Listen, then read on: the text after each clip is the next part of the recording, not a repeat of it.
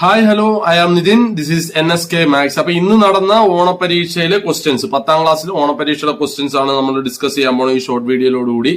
ഈ short video നിങ്ങൾക്ക് ഇഷ്ടപ്പെടുകയാണെങ്കിൽ ദയവേത് സബ്സ്ക്രൈബ് ചെയ്യുക, ഷെയർ ചെയ്യുക, തൊട്ടടുത്തുള്ള ബെല്ലൈക്കൺ എനേബിൾ ചെയ്യുക. നിങ്ങൾ നോക്കുക, 20ാമത്തെ ക്വസ്റ്റ്യൻ ആണ്. ഒരു സർക്കിൾസ് എന്ന് പറയുന്ന ചാപ്റ്ററിലെ ക്വസ്റ്റ്യൻ ആണ്. വളരെ ഇമ്പോർട്ടന്റ് ആയിട്ടുള്ള ഒരു ചാപ്റ്റർ ആണ് സർക്കിൾസ്. ശ്രദ്ധിക്കുക.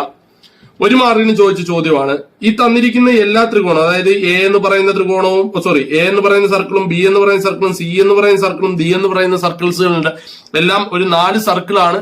ഇതിന്റെ അകത്തെല്ലാം തന്നെ ഓരോ കോഡ്രിലാറ്ററൽസുകളുണ്ട് അല്ലെ.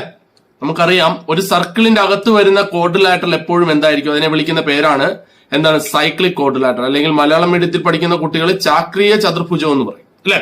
അതേപോലെ തന്നെ നിങ്ങൾ ശ്രദ്ധിക്കേണ്ട കാര്യം, നമുക്ക് നോക്കണം. ഇവിടെ നോക്കുക, ഈ തന്നിരിക്കുന്ന ചാക്രീയ ചതുർഭുജം കാണുന്നുണ്ടല്ലോ, ഇതാണ് നമ്മുടെ ആദ്യത്തെ ചാക്രീയ ചതുർഭുജം അല്ലെങ്കിൽ സൈക്ലിക് ക്വാഡ്രിലാറ്ററിന്റെ ഓപ്പോസിറ്റ് കോർണേഴ്സുകൾ എപ്പോഴും എന്തായിരിക്കും? സപ്ലിമെന്ററി. അത് മാത്രം നമ്മൾ നോക്കിയാൽ മതി, സപ്ലിമെന്ററി ആയിരിക്കും. എന്താണ് സപ്ലിമെന്ററി എന്ന് പറഞ്ഞാൽ?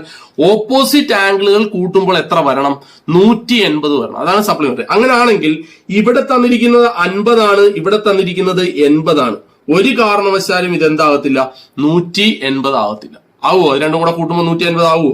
പക്ഷേ വേറൊരു നിയമമുണ്ട്. നമ്മൾ ആ നിയമം മാത്രം നോക്കിയാൽ പോരാ. ഇത് 100 ഡിഗ്രി ആണെങ്കിൽ ഇത് 50 ഡിഗ്രി, അത് കറക്റ്റ് ആണ്. പക്ഷേ ചാക്രീയ ചതുർഭുജം അല്ലെ സൈക്ലിക് ക്വാഡ്രിലാറ്ററിന്റെ നിയമം അവിടെ ആപ്ലിക്കബിൾ അല്ല. രണ്ടാമത്തെ ത്രികോണത്തിലോട്ട് നോക്കാം. ഇത് 55 ആണ്, ഇത് 110 ആണ്, അത് കറക്റ്റാ. പക്ഷേ നിങ്ങൾ നോക്കുക, ഇത് 55 ആണെങ്കിൽ ഇത് 70 വന്നാൽ ഇത് 180 കിട്ടുമോ? 70, 55, 180 അല്ല. അപ്പൊ ഇതും തെറ്റാണ്, ഇതും തെറ്റാണ്, ഇതും തെറ്റാണ്. അപ്പം അടുത്തത് നോക്കാം. ഇത് 55 ആണ്, ഇത് 110 ആണ്, അത് ശരിയാണ് അല്ലെ. ഇനി നിങ്ങൾ നോക്കുക, ഇത് 55 ആണെങ്കിൽ ഇത് 125. അപ്പൊ 125ഉം 55ഉം കൂടെ ഒന്ന് കൂട്ടി നോക്കി. 5 10 ഇഷ്ടം 5 2 7 1 8 180. അപ്പൊ നമ്മുടെ ശരിയായ ഉത്തരം എന്താണ്?